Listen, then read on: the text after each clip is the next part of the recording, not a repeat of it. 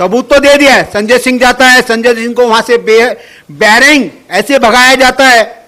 कैसे भगाया जाता है? जैसे एक कुत्ते के पीछे 6 कुत्ते छोड़ दिए जाते हैं। इतनी बुरी तरह उसकी हालत कर दी जाती है। और यूपी वालों ने यही करा, इसको कुत्ता समझ के इसके पीछे कुत्ते छोड़ दिए। और तुम्हारा सोमनाथ भारती गया, उसका मुंह काला कर दिया। अब रह गया केजरीवाल। केजरीवाल को दिल्ली में तो झापड़ पड़ते ही पड़ते हैं, अब यूपी में जाएगा, यूपी में भी झापड़ पड़ेंगे। देखिए, मैं दिल्ली वाला होकर के यही बोलता हूं, भैया यूपी वालों ध्यान रखना केजरीवाल का, ठीक है? फ्री के लालच में नहीं आना। ये तो कुछ भी नहीं हुआ, ये तो स्याही फेंकी थी। उस बंदे ने गलत किया, तुम्हारे ऊपर बाल्टी भर के काला रंग डाल करके तब फेंकना चाहिए था। और नहीं तो सबसे बढ़िया बात यही होती, तुम्हारे ऊपर उस व्यक्ति को मूत्र विसर्जन करना चाहिए था, जिससे तुम कभी भी यूपी के अंदर कदम रखने की सोचो भी नहीं। तुम्हारे संजय सिंह और आपका अरविंद केजरीवाल, जो भी नेता है, ज्यादा ऊंची छलांग लगाओगे तो बीच में से चिर जानी है इनकी। और चिरने के बाद भी इनके कोई टाके भी नहीं लगा पाएगा, क्योंकि ज्यादा लंबी छलांग अच्छी नहीं होती है। पहले दिल्ली का तो कायाकल्प करो, जो तुमने वादे करे थे कि हम लोग इतने कॉलेज बनाएंगे, इतने स्कूल बनाएंगे, इतने पार्क बनाएंगे। आज तक दिल्ली के अंदर तो तुमसे कुछ हुआ नहीं, ठीक है? एक चांदनी चौक का सौंदर्यीकरण कर रहे थे, ठीक है? उसमें भी तुम लोगों ने हिंदू लोगों से कितनी बद्दुआएं ले ली, एक मंदिर हटा के जो कि साइड में हट सकता था, और तुमने उस मंदिर को भी तोड़ करके नेस्तो नाबूद कर दिया। ममता बनर्जी खुद बोलती है, अश्वदीन ओवैसी ने बंगाल की राजनीति में प्रवेश किया, इधर अमित शाह, जेपी नड्डा ने प्रवेश किया। क्या बोलती है? मुस्लिम वोट तो ओवैसी ले जाएगा, हिंदू वोट अमित शाह ले जाएगा। मुझे क्या मिलेगा? तुझे मिलेगा बाबा जी का घंटा। नमस्कार दोस्तों, स्वागत है आपका यूथ मीडिया टीवी पर। सोमनाथ भारती को एक मामले में जमानत मिल चुकी है, पर अभी भी वो जेल में रहेंगे। उन्होंने खुलेआम योगी आदित्यनाथ को धमकी दी थी, एक प्रदेश के मुख्यमंत्री को धमकी दी थी मारने की, जिसके बाद उनकी गिरफ्तारी हुई। यहां तक कि उन्होंने एक पुलिस अफसर को भी खुलेआम धमकी दी थी कि तुम्हारी नौकरी छीन लूंगा, तुम्हारा तबादला करा दूंगा। तो इन्हीं सब मुद्दों पर बात करने के लिए हमारे साथ मौजूद है वीर सिंह चौहान जी। देखिए, सोमनाथ भारती ना तो उससे अपना क्षेत्र मालवीय नगर संभला, ना अपना घर संभला। उस पे घरेलू हिंसा का भी केस दिल्ली के अंदर चल रहा है, जो उसकी वाइफ ने कराया था। और वाइफ ने क्यों कराया था? कि अपनी वाइफ को डेली वो प्रताड़ित करना, यहां तक कि अपनी वाइफ के ऊपर उसने कुत्ता तक छोड़ दिया। एक तो आप यूपी में जाते हो और यूपी के अंदर एक नेता और एक भक्त की तरह नहीं जाते हो, एक क्रिमिनल की तरह जाते हो और वहां जाकर के योगी को एक श्राप देते हो, योगी तेरी मौत निश्चित है। समुद्र मंथन के टाइम में जब अमृत निकला था समुद्र से, क्या ये सोमनाथ भारती राक्षसों का भेष बना करके उस अमृत को पी गया था क्या? जो ये मरेगा नहीं, जो किसी को भी मृत्यु का श्राप देता हुआ घूम रहा है। तुम्हारे कर्म, तुम्हारे दुष्कर्म और जो तुमने गलत काम किए हैं, उनकी बिना पे ही तो लोग तुम्हारा मुंह काला करते हैं। क्योंकि दिल्ली का आज बच्चा बच्चा हर लोग परेशान है। पूरी दिल्ली को तुमने अपने कर्म कांडों से घिरवा दिया।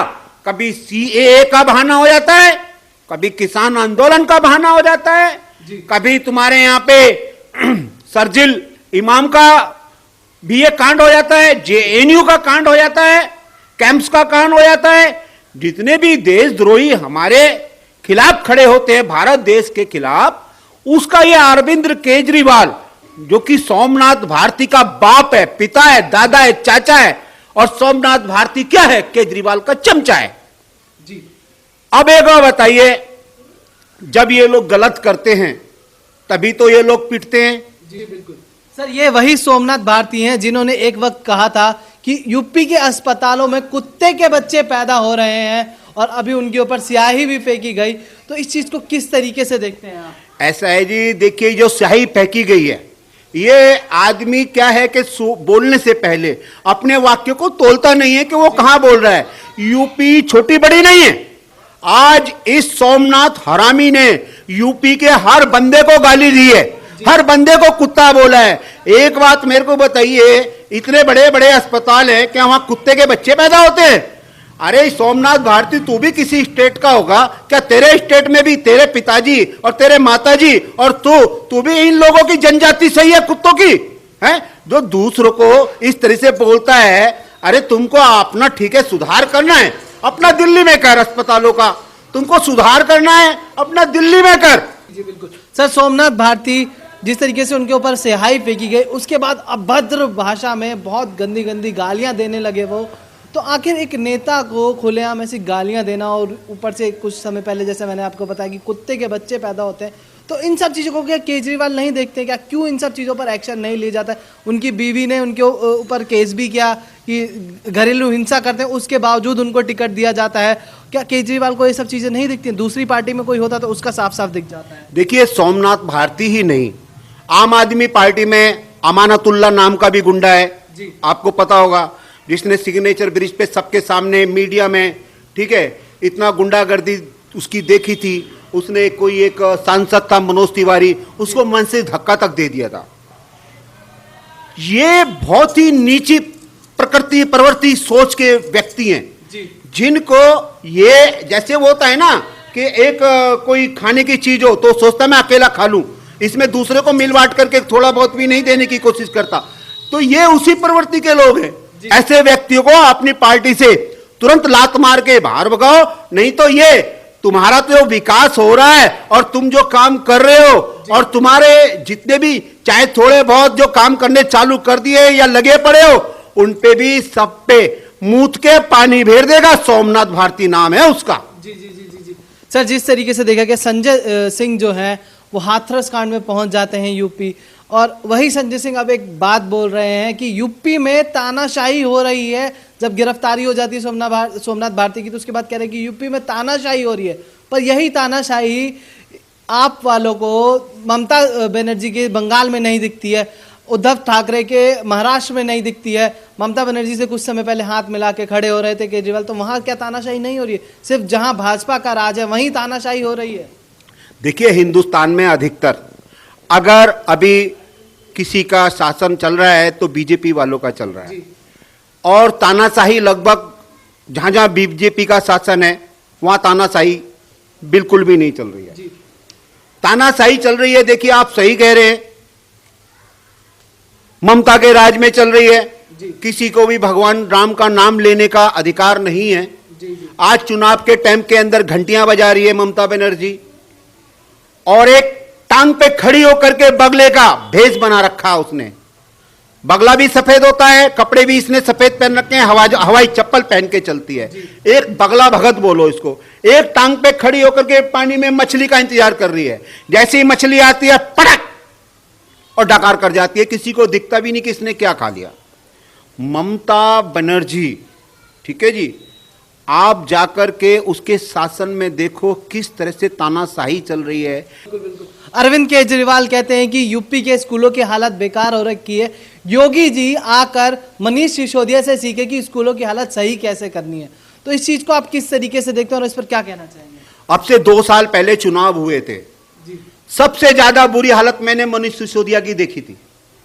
LLMF, इसका मतलब लटक लटक के जो इसने चुनाव जीता है, नहीं तो ये फेल है। ये लटक लटक करके, ठीक है, एक मैट्रिक फेल जो बोलते हैं ना, तो ये उसी में का व्यक्ति है। ये लटक लटक के चुनाव जीता हुआ व्यक्ति है। जो कि कोई अच्छी बात होती है, देश के हित में होती है, वो इनको बात अच्छी नहीं लगती। इस देश के पुरस्कार लेके बैठ जाएंगे। इस देश के जितने भी अगर मिलते हैं, गिफ्ट मिलते हैं, पैसा कमाते हैं, कुछ भी करते हैं, एक सेलिब्रिटी के तौर पे उनको लोग मानती है, और वो इसी देश के खिलाफ प्रदर्शन करने वालों का साथ देते हैं, उन्हीं के बीच में जाके खड़े हो जाते हैं। देखिए, बहुत ही गंदी एकदम चरित्र जिन व्यक्ति का होता है ना, कहते हैं जिस थाली में खाना उसमें छेद करना।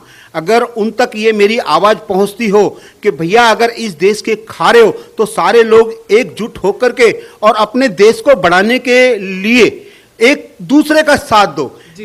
एक या दो, दो या चार या 8 व्यक्तियों ने ठेका नहीं ले रखा इस देश को बढ़ाने का।